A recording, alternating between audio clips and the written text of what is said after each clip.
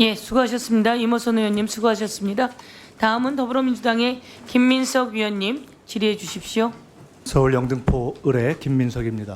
후보자 내정을 축하드리고요. 먼저 고 박원순 시장 관계된 부분부터 질의하겠습니다. 인사청문회가 후보자의 자질과 능력을 검증하는 자리이기 때문에 이 사안이 본질적으로 맞는가 하는 의문이 있을 수 있지만은 국민적으로 투명하고 철저하게 진상을 알았으면 하는 그러한 요구가 있는 것이 사실이고, 또 본안이 지금 말씀하신 대로 공소권 없음으로의 법적 한계가 있지만 관련돼서 지금 뭐 방조 또는 유출 등등에 대해서 관련된 또 수사가 진행되고 있기 때문에 일단 청장 후보자의 인식 자체가 그냥 공소권 없음이라는 것 때문에 종래 유사 사건처럼 소극적으로 마무리하는 것이 아니라 철저하게 진상규명, 국민의 눈높이에 맞춰서 해야 한다라는 점에 대해서 저는 인식이 굉장히 중요하다고 봅니다.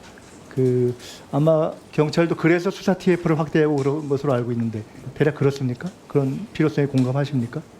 예, 저도 진상조사 필요성에 대해서는 깊이 인정하고 공감하지만 경찰은 특히 수사는 엄격하게 법의 규정에 따라서 이루어져야 되기 때문에 저희들은 법 한도 내에서 최대한 노력을 하도록 하겠습니다.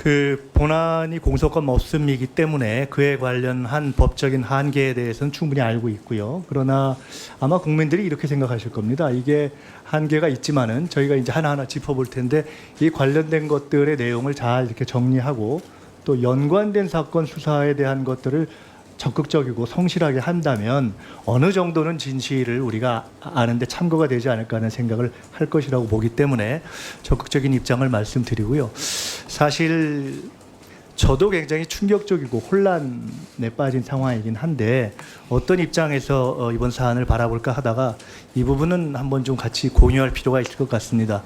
2017년 대법원 판결의 일부를 인용해 보면 성희롱 등등에 관한 겁니다. 피해자가 처해 있는 특별한 사정을 충분히 고려하지 않은 채 피해자 진술을 가볍게 배척하는 것은 정의와 형평의 이념에 입각해서 논리와 경험의 법칙에 따른 증거 판단이라고 볼 수 없다. 아마 이것이 이제 우리의 사회적 합의의 발전 수준 아닌가 보고, 동시에 지금 공소권 없음으로 더 이상 수사를 진행할 수 없는 상황이기 때문에 굉장히 철저하고 합리적 검증의 자세를 동시에 견지해야 되겠다는 생각으로 저도 이 문제를 이제 상식의 눈으로 보려고 하는데, 우선 첫째는 본안이 공소권이 없다라고 처분하는 건 지금 뭐 사실상 다른 방법이 없는 거 아닙니까? 아까 예, 뭐 질의가 그렇다고 있었지만 생각합니다. 그 전에 다른 뭐 진상규명을 요구해서 재수사를 했던 경우에도 고소 또는 뭐 피고발 또는 가해자라고 해당되는 그쪽 당사자가 존재하지 않을 경우에는 수사의 방법도 실익도 없기 때문에 그건 뭐 더 이상 그냥 불가능한 거죠. 예, 저희들이 조사를 했는데 예비 없이 공소권 없음으로 처리를 그러니까 사법 절차로 진상을 가릴 기회는 없다는 건데, 그래서 그러면 국민적 입장에서는 이런 의문이 생길 수 있습니다. 그러면 저희들이 이 진실에 가까이 갈 수 있는 방법들이 최대한 간다면 고소를 제기한 당사자의 입장 또는 이번에 제기된 연관 사건들에 대한 수사 등등을 맞춰보는 걸 텐데, 공소권 없음으로 정리가 되면 제기된 고소장이나 증거 같은 것들은 공개가 됩니까? 아니면 그냥 끝나는 겁니까? 어떻게 됩니까? 예, 수사와 관련된 사안은 공개할 수 없는 걸로 알고 있습니다.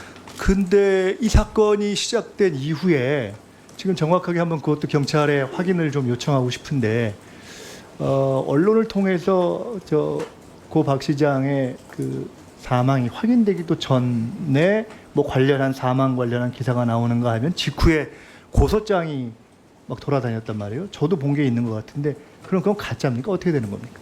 지금 현재까지는 사실과 부합하지 않는 내용이라고 알고 있습니다. 아니, 그 중에 일부가 진짜일 수도 있는 것이 섞여 있다 이렇게 얘기하실 수 있는 겁니까? 아니면은 도운 거는 다 사실과 부합하지 않는다 이렇게 단정할 수 있는 겁니까?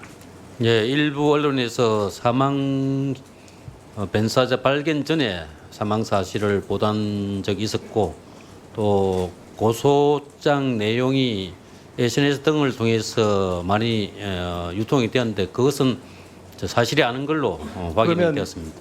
가정을 해본다면 현재의 법 체계상 지금 관련 사건들이 다른 것들이 제기돼 있기 때문에 고소를 제기한 측에서 기히 제출했던 고소장과 증거를 공개하거나 하는 방식이 아니면은 이후에도 더 우리가 법적인 측면을 말씀드리는 것이 아닙니다. 국민적으로 의혹을 가지고 있는 진상 규명에서 접근할 수 있는 당사자의 입장을 확인할 수 있는 방법은 당사자의 자발적 공개 외에는 현재로서는 없는 거라고 보면 되겠습니까? 예, 법적으로는 그렇다고 생각합니다. 그 유출건에 대해서 아까 제 얘기를 하셨는데 보니까 정부조직법도 말씀하셨고 치안상황실 운영 규정을 말씀하셨는데 우리 존경하는 이모선 의원님께서 조금 더 정비를 해야 되는 것이 아니냐고 말씀은 하셨지만 그리고 딱 특정한 경우는 없다고 하셨지만 현재 경찰청 치안상황실 운영 규정만 본다면 물론 이건 치안상황실의 내용이긴 하지만 규정상 16조의 내용의 별지를 보면 사회적 이목이 집중될 우려가 있는 각종 사건에 대해서는 청와대 국가위기관리실에 보고하도록 되어 있는 것이 내부 규정 아닙니까?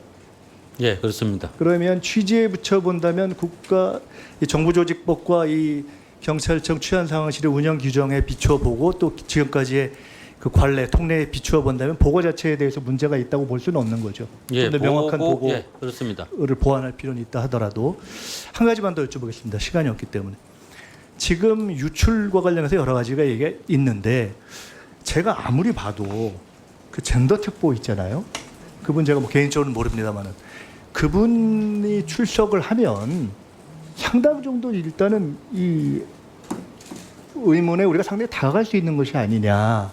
지금 언론을 통해서 본 바로는 불미스러운 일이 있다라고 사전에 그러니까 고발장 접수 전에 시장한테 보고했다 지금 이렇게 되어 있는 것인데 경찰에서도 아직 출석을 안 했기 때문에 그 이상은 알 수 없겠지만 그렇게 출석을 했을 경우에는 어떻게 들었는지 그 소스는 어디인지 구체적 내용이 어떤지에 대해서 상당 정도 접근할 가능성이 있는 거 아닙니까? 예, 출석 일정을 조율하고 있는데 만약에 출석 조사가 이루어지면은 상당 부분은 파악이 가능할 걸로 예상하고 있습니다. 예, 김민석 위원님 수고하셨습니다.